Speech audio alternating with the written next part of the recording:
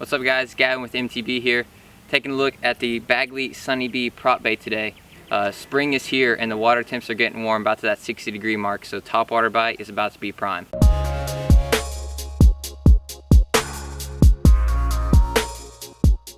So this Bagley Pro Sunny Bee twin spin is exclusive to MTB. It's what's called a prop bait. So you got a little prop here on the front, one on the rear. It's a very unique topwater. Similar to like your whopper plopper in the action and how it's going to have like a surface commotion to where it's going to be spitting out bubbles, but it's not as obnoxious as a whopper plopper. It's more of a finesse style topwater for when the fish they're looking up, but they're not going to go for anything over the top like a whopper plopper or a big spook or anything of that nature. It's more of a downsized topwater presentation. As you can see from front to back, this bait is only a few inches long. It's pretty compact bait.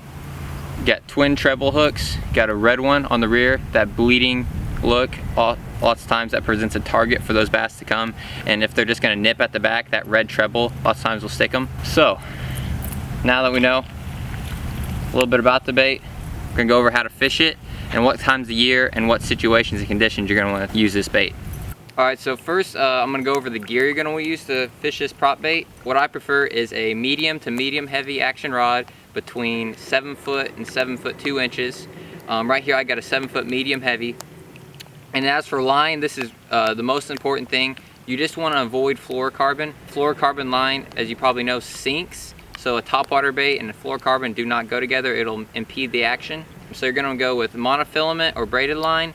Right here I have 15-pound monofilament.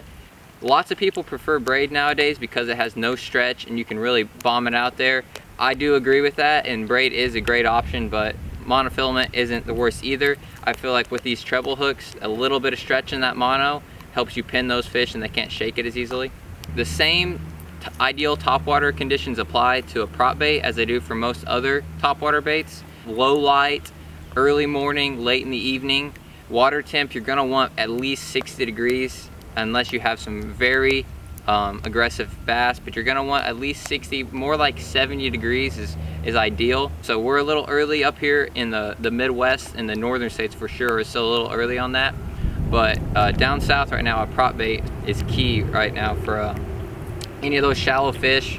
They're looking up, they're looking for an easy meal. You want to fish this bait slowly, so you're just gonna fire it out there, and instead of reeling it back like a whopper plopper or really working it hard and twitching it like a spook, this is more of a steady, just a pull, a short little pull, not necessarily an aggressive twitch like you would a spook, but a little pull. Move that bait a few inches across the surface, give it a few seconds pause, and then another pull, then another pull.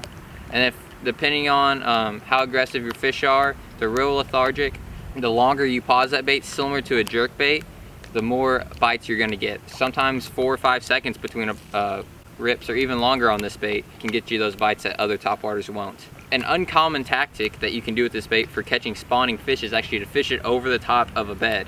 Instead of flipping in a bait on that bed, you can cast this thing, pitch it up onto the bed, and let it sit over the top of the fish on the bed, and then 10-15 second pauses, and then give it a subtle little twitch, move it across, and lots of times that'll trigger that fish to bite who's locked on a bed. It's something different. They don't normally see many invaders coming from the surface onto their bed, so this can be something that definitely will catch those buck bass that are near the bed, and possibly that big female that's been locked on, that she won't hit any of your other baits. So guys, that wraps us up talking about the Sunny Bee today. I hope you learned something. If you have any more questions, comment down below and we'll try to get those to you guys to the best of our ability.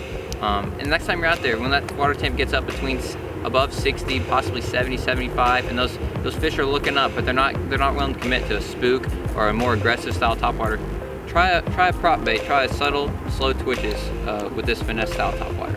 Catch you on the next one, guys.